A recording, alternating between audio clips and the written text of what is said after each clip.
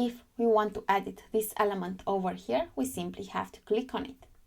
Then we can see that we are in the call to action widget.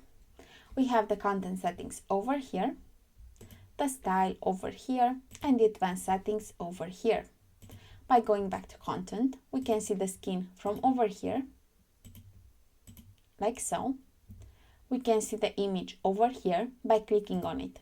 We can change it. We can create one with AI from over here. We can use those settings to customize the image that we already have, or click over here to generate an image with a prompt. We also have image resolution over here. By clicking on content, we can have a graphic element for the content, for example, an image, like so, or an icon, like so. We have the title over here. We can also use AI. We have the title HTML tag from over here, the description from over here. We can also use AI, and the description HTML tag from over here. We could also have a button. And the URL over here. By clicking on this wheel, we can select the URL to open in a new window. We can also use dynamic tags from over here. For example, to an internal URL, by clicking over here, type content, we can select a page over here.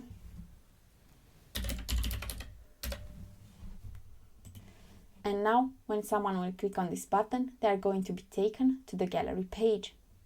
We can always click on this X to delete the URL. Ribbon, we can see it over here. So by going to style, we have style options for box, content, button, ribbon, and hover effects. So for the box, we have the height, the alignment, the vertical position, and the padding from over here. We can see that it's set to percentage. 60% to the right, this part over here, 5% to the top, and 5% to the left. For content, we have for title, typography, global typography from over here, or custom typography from over here, font family from over here, size, weight, transform, style, and decoration, line height, letter spacing, and word spacing. We can also have text shadow, size from over here, and color from over here, and spacing. Let's click over here to go back to default. And for typography, let's choose a global font. For description, we have the same global fonts and custom one, and spacing. Colors over here we have for the normal state and for the hover state. Title color, global colors or custom ones.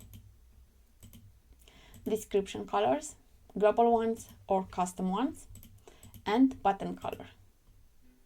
For the hover state, we can choose something else.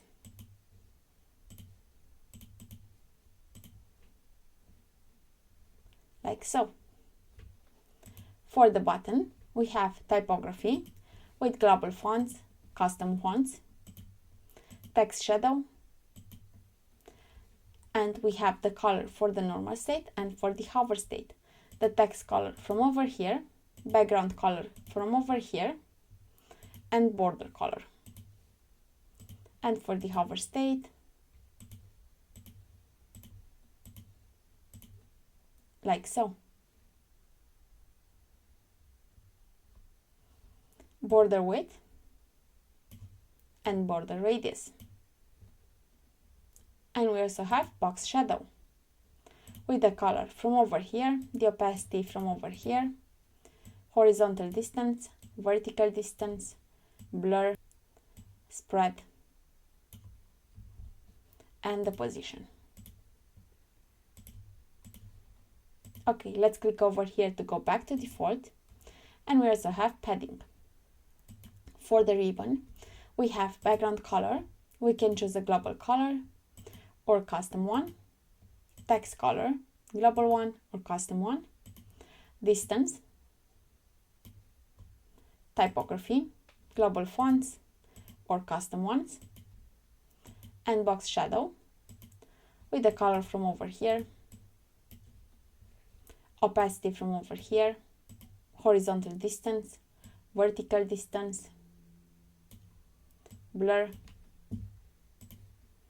and spread. For the hover effect, we have hover animation,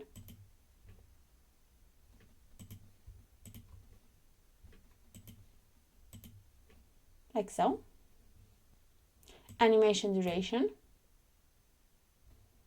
sequence animation. Okay, let's click on none. For background, hover animation,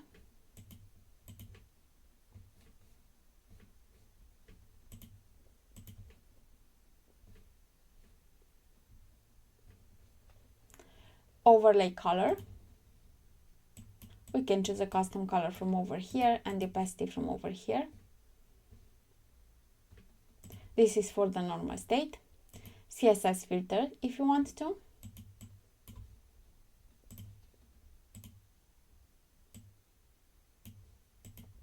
And blend mode from over here.